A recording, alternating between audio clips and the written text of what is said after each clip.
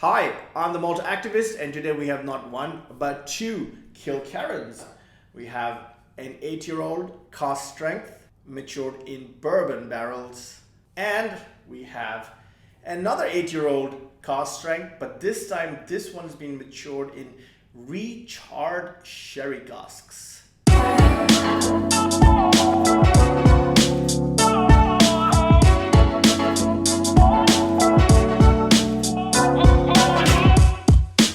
I love doing head-to-heads, man, especially cask strength head-to-heads.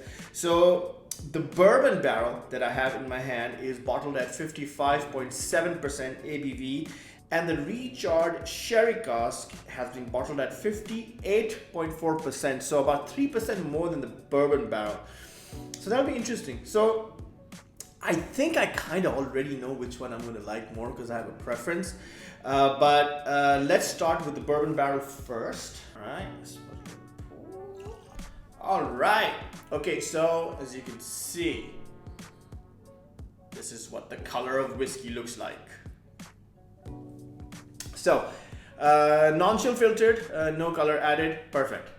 A product of Glengyle Distillery, fast becoming one of my favorites in Scotland, just because they're doing some really good stuff. Woo! Yeah, very nice. So Glengyle, it's owned by the same owners as Springbank, right? So they're like, we do Long Row, Hazelburn, and Springbank at Springbank Distillery. Let's go buy a new distillery, and they bought Glengyle. I think about 15-16 years ago, maybe a little more than that, and produced KILKERRAN, because apparently the name Glengyle is already registered as a dodgy blend somewhere. So they couldn't use Glengyle as the name of the whiskey, so they had to call it KILKERRAN. I forgot what KILKERRAN means. I think it's the loch near the distillery where they get the water from. But I really should do my research when I'm doing the videos like this. Anyway, so what do we have here with us today? So we have two cask strengths. They're both aged for 8 years. One in bourbon barrels, I think it's first fill bourbon barrels, and the other in recharred sherry casks, and I'm gonna guess it's Oloroso sherry casks. So we've taken out the bourbon matured whiskey first. It's at 55.7% cask strength. Let's see what the fuss is about.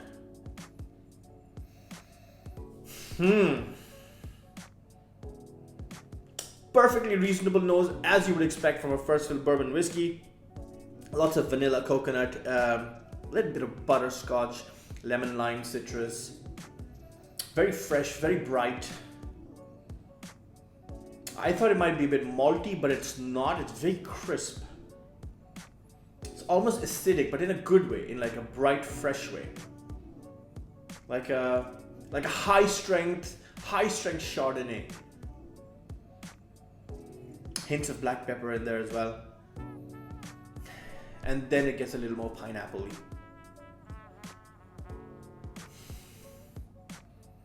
There's an element of toastiness here in as well. So I know Glengyle lightly peat all their spirit, and I get that slight toastiness from there as well.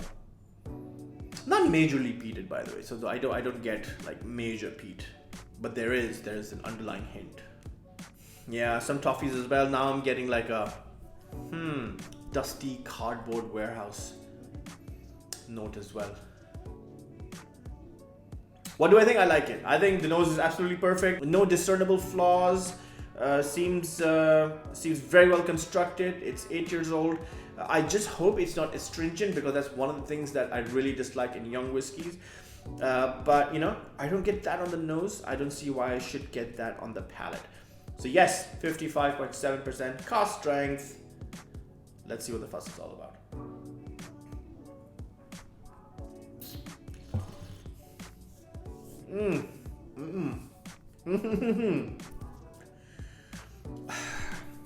Wow. Okay, so lovely mouthfeel. It's not thin and astringent as most young whiskeys can be. This is nice. This is not velvety, but it holds its own. So it's like a medium to somewhat fuller delivery on the palate. The moment it washes over your tongue, you get the sweetness first, the sweetness of the fruit. So you get the pineapple and the lime and the lemon and the citrus coming out first, and with some hints of butterscotch. But then the toastiness and the peppers take over, and then they take over really, really strongly, right? And they just envelop your palate. Ooh. And then, so black pepper, white pepper, those are the sort of spices I'm getting. And the finish, massive. It's just, I can still feel it in my mouth. It's still there. It's all over my chest. It's very warming. And again, the toastiness, and that slightly charry element with the peppery spices is the dominant note here. And this is a damn good whiskey. Very, very nice. I think for 8 years, it had to be served at cask strength, because I don't think anything at 46% could have carried these flavors that well, personally. But I prefer it at cask strength. It's very nice. I was thinking of watering it down, but I'm not going to.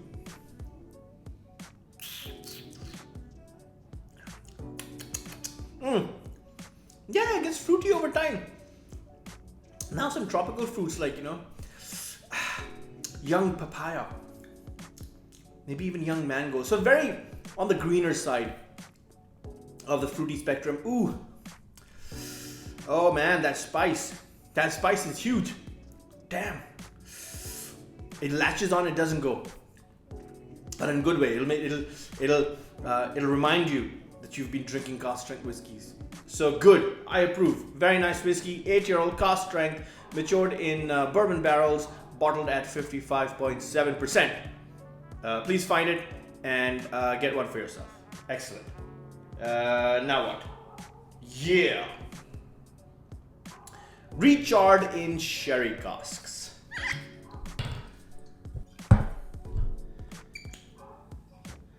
All right, let's check this out. Slightly deeper color, obviously, because of the sherry compared to,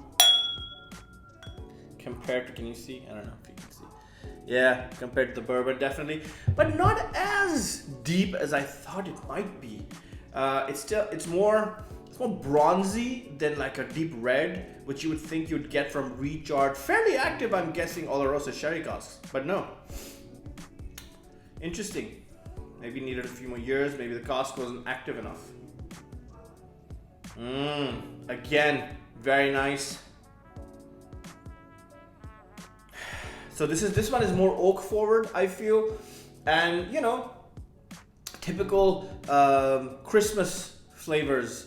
So there's nutmeg, there's cinnamon, there's lots of dark chocolates, some clove in there as well, and like a rum cake. Very Christmassy. Everything's very Christmassy about it. Even some prunes, dark fruits. But you can, But there are similarities between this and the bourbon one that I just had, and I think it's that base spirit, which is a slightly fruity mango papaya base spirit, because that's coming through in here as well. This has more of a minerality than the bourbon barrel one. I get a lot more earthiness and a limestone in here as well. Again, not astringent at all. Quite crisp, quite sharp. Again, fairly acidic on the nose, and I mean this in a good way. Like, again, it's fresh. Yeah, nutty now as well with some walnuts with the skin on. If I'm going to be pedantic. Yeah, very good. I like it. I think the nose works really, really well. No off notes. Again, with sherried whiskeys, I have this preference for crisp sherried whiskeys, not the overly malty or pungent or meaty flavored sherried whiskeys. This one is really like working for me. Excellent.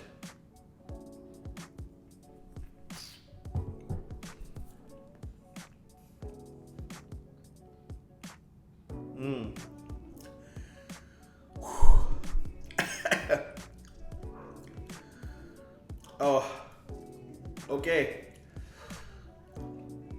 Yeah, much bigger spices with this one. So again, very similar mouthfeel. So the texture is almost exactly the same. And again, it's the sweetness that comes through first. So you get all the dark fruit first, along with the oak, and then once you roll it over your palate a couple of times, that's when the spices hit. That's when the black pepper and the clove and the cinnamon, they hit really hard, and then they hang on, and then they don't let go. Again, long-lasting finish. It's still there. Again, all over my mouth, in my chest. Very, very warming. Not as sherried as I thought it was. I mean, 8 years in recharged sherry cask. So, I assume they were active cask, but the influence doesn't seem to be that much on the spirit. So, interesting. Yeah, the second sip, the minerality is back, so it's a little more earthy and limestone in the second sip. So, what do I think? Man, overall, 2 fantastic whiskeys. I really, really like them. I love comparing the two. I thought I knew which one I would like more, and I thought I'd like the bourbon more, but I think this is pretty much a dead heat. Yeah, I don't think I can pick a favorite. I'd be happy to drink either one. So my sweet spot is cask strength whiskeys matured in first fill bourbon barrels. But this cask strength whiskey matured in sherry cask is also very, very, very good. And I'm glad I managed to drink both of them side by side. And there is no clear winner.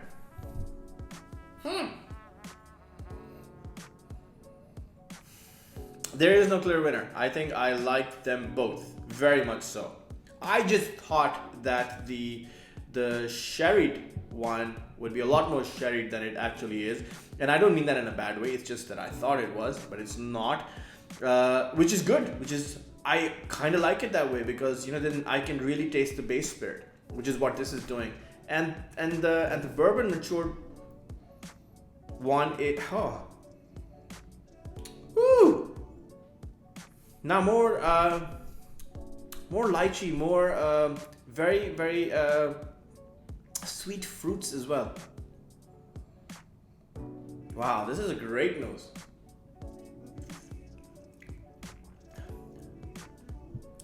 Yes, very nice. I don't know. I think maybe the bourbon barrel by just like half a point. By just half a point. Because it's just, I'm so biased. But then, man, overall, both of them fantastic whiskeys. I really, really like them. I'm glad I got my hands on them. They're awesome. If you can get your hands on them, please do. And have a sip and let me know in the comments how you feel, right? And yeah, good. Thank you for joining me for this whiskey review. I'm the Malt Activist. Until next time.